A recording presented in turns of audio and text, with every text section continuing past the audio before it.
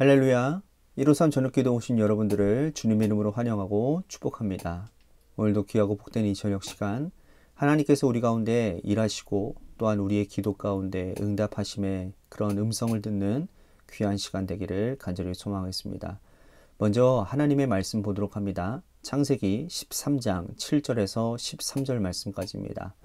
창세기 13장 7절에서 13절입니다. 제가 받들어 봉독하겠습니다. 그러므로 아브라함의 가축의 목자와 룻의 가축의 목자가 서로 다투고 또 가나안 사람과 브리스 사람도 그 땅에 거주하였는지라.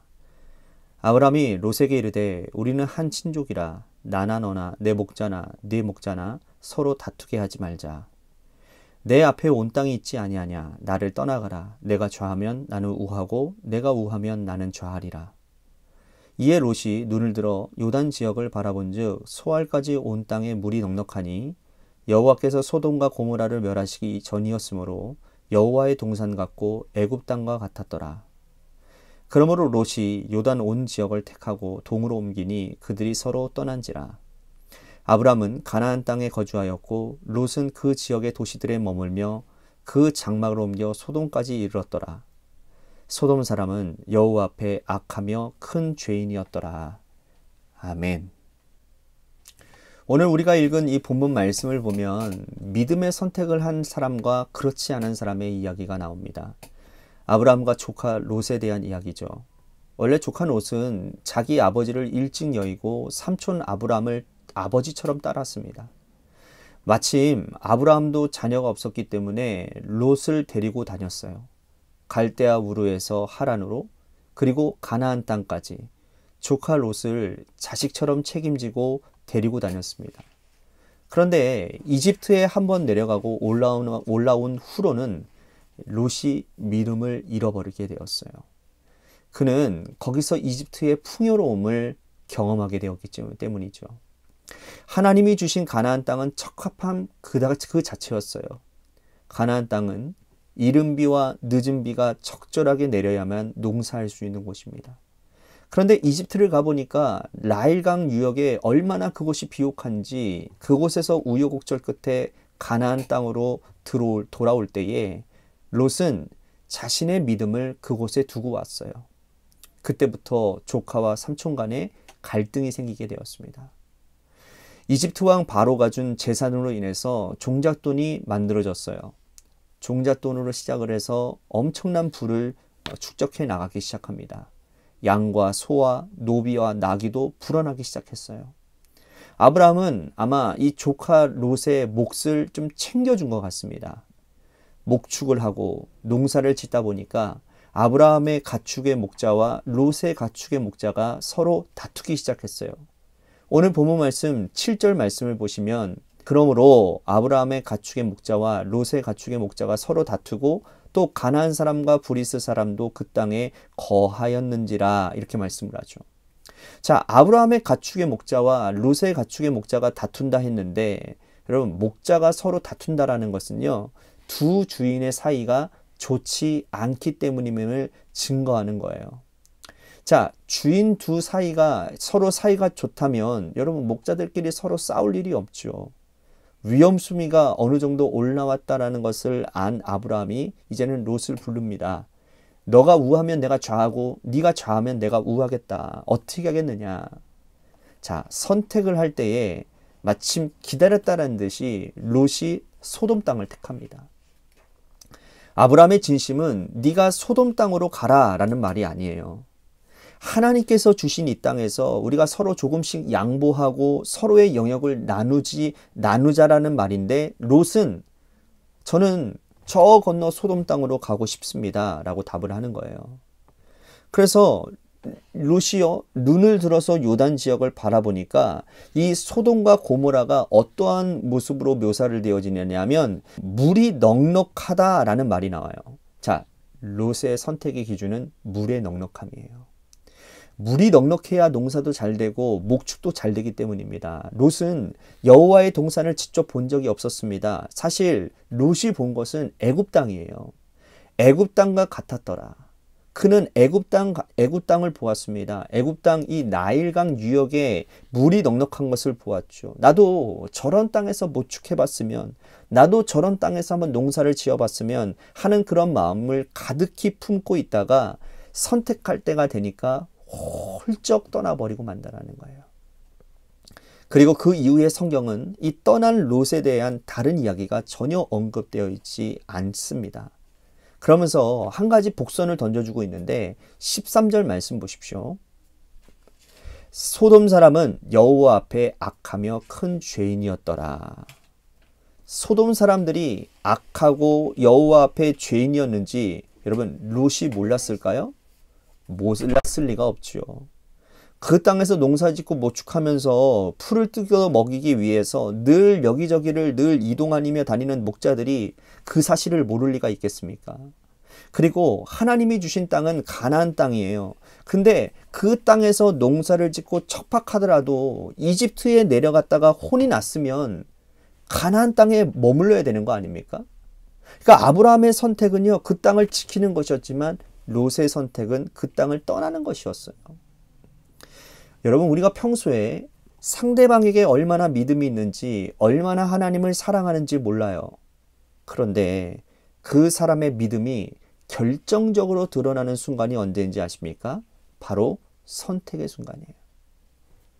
어떤 작은 것이라도 또 큰 것이라도 무엇 하나 선택하는 순간을 보면 이 사람이 정말 믿음이 있는지 하나님을 택하는 사람인지를 알 수가 있다는 거죠. 한번 생각해 보십시오. 지금까지 내 앞에 있었던 수많은 갈리낌들을 한번 돌이켜 보십시오. 지금까지 내가 좌로 갈까, 우로 갈까, 넓은 길로 갈까, 좁은 길로 갈까 고민했던 그 선택의 순간들을 여러분들이 한번 쭉 생각해 보세요. 오늘 우리의 선택은 우리의 과거의 선택의 결과물 아닙니까? 내가 과거에 이런 생각을 해왔기 때문에 선택의 순간이 되면 그것이 그냥 툭 튀어나오는 거예요. 롯은 평소에 애굽 땅을 늘 생각해 왔어요. 그것이 내려갔을 때 그가 보았던 그 물이 넉넉한 그 땅을 늘 생각해 왔어요. 그래서 막상 기회가 오니까 그는 그 땅을 생각지도 않고 그냥 고민도 하지 않고 선택해버리고 맙니다. 평소에 롯은 한 번 이집트에서 본 그 땅을 꿈에도 잊지 못하고 있었다는 것을 우리는 알 수 있다는 거예요. 우리가 평소에 어떤 마음을 품고 있는지, 평소에 어떤 생각을 가지고 살아가고 있는지는 우리가 갈림길에서 분명하게 드러나게 된다는 거예요. 사람에게 보이려고 선택하고 있지는 아니한지, 어떻게 하면 하나님을 영화롭게 하고 어떻게 하면 하나님이 원하시는 곳에 내가 머물고 하나님이 원하시는 곳에 내가 갈 수 있는 선택을 하고 있는가.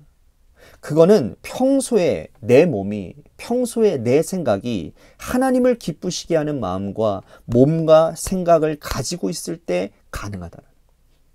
하나님이 주신 그 땅을 사랑하고 하나님께서 말씀하신 그 말씀을 어찌하든지 간에 내가 붙들고 지키려고 하는 하나님의 뜻대로 살려고 하는 그것이 선택의 순간에 망하는 길로 가지 않는 비결이 될 수 있다는 거예요. 아브라함은 보이지 않는 하나님의 말씀을 따라갔습니다. 그런데 롯은 보이는 삼촌을 따라가요. 그러다 보니까 보이는 삼촌이 시시해졌을 때 보이는 삼촌보다 보이는 애굽 땅과 같은 소돔 땅의 물이 넉넉함을 보았을 때 그는 보이는 삼촌을 떠나버리고 더 멋져 보이는 땅을 선택하게 되었다. 우리가 평소에 보이지 않는 하나님의 말씀을 붙들고 살아가야 될 훈련을 해야 되는 것이 바로 여기 있다는 거예요. 그렇다면 결정의 순간에 하나님을 기쁘시게 하고 영화롭게 하는 귀한 선택의 주인공들이 오늘 우리가 될 수 있다는 확신이 오늘 이 말씀을 듣고 기도하는 여러분들 가운데 바로 설 수 있게 되기를 소망하겠습니다. 오늘 말씀 생각하면서 우리 같이 기도했으면 좋겠습니다. 우리가 선택의 갈림길에 서 있을 때 평소에 내가 어떠한 신앙을 갖고 있는지 그것이 판가름 난다고 제가 말씀을 드렸죠. 우리는 평소에 내가 하나님의 마음을 품고 살아가기를 애쓰고 있는지를 봐야 돼요. 늘 하나님의 절대 기준 앞에서, 하나님의 말씀 앞에서 나의 삶을 세우고자 몸부림치고 그것이 훈련되어질 때에 결정적인 순간 가운데서 하나님의 뜻과 하나님의 말씀을 선택할 수 있는 힘이 생긴다라는 거죠.